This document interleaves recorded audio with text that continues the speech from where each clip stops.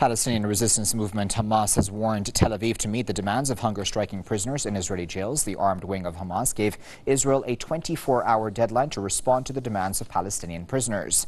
It also warned that Israel would pay the price every day it delayed responding to the issue.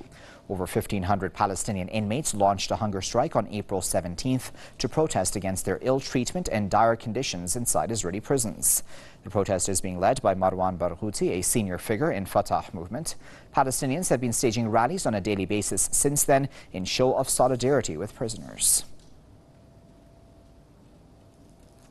To discuss that, we're now joined by Mr. Max Igan, who is a radio host and political commentator, and he's joining us live now from Lima via Skype.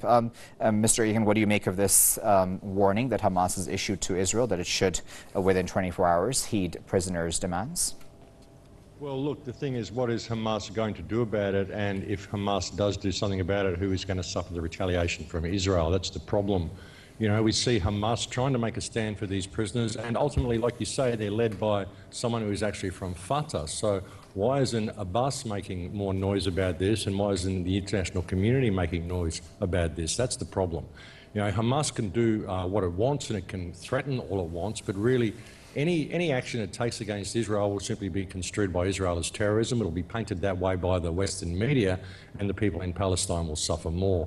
You know, there needs to be an international outrage about the treatment of Palestinian prisoners. It's absolutely atrocious what's going on with these people. And Abbas needs to stand up to the plate, and he needs to make a little bit of noise about this and not leave all of the nasty work and the nasty business to Hamas so that the bad press always falls on them, because really they're just trying to make a stand for the Palestinian people and urge others to do the same. It's absolutely disgraceful that Israel is doing this, but it's an ongoing thing. Israel does this all the time, and it gets to the point that the only hope the prisoners have got, the only stance they've got, is to go on a hunger strike and say, well, we'd rather die than stay here, and if no one's going to care about us, what choice do we have? So hopefully it will bring about some sort of world attention. Without that, I don't think we're going to see much change, regardless of what Hamas does, unfortunately.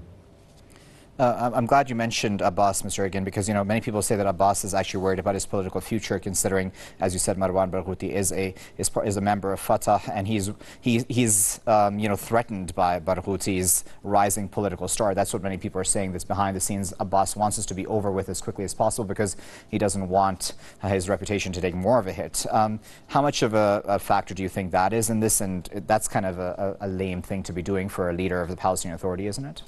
Well, I think it is, but I think it is a huge factor in it. I mean, why hasn't he made more noise about this? Obviously, because, as you say, he's threatened by the popularity of this man. And Abbas needs to be replaced because he isn't doing anything for the Palestinian people. He's sort of bending over backwards to capitulate to Israel as best he can.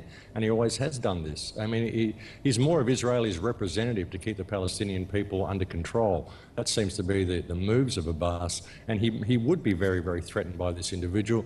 And hopefully something will come of it. I mean, he has to be removed from power, but it has to be done peacefully. It has to be done in the right way. And he needs to concede the fact that he really hasn't done the job that he promised he would do. He hasn't brought any stability to the region. He hasn't ended the conflict with Israel. It's just gotten worse. The restrictions have been tightened more and more against the Palestinian people, and they've suffered greater under Abbas. So we need someone with a little bit of will, but someone that isn't going to be quite so militant as Hamas, but someone that's actually going to have a little bit of will to push things forward and be a strong voice for the Palestinian people. Hopefully we'll see that in this new leader if he emerges as such. Okay, Mr. Igan, we'll leave there at that, but of course, as always, we appreciate you taking your time out to speak to us.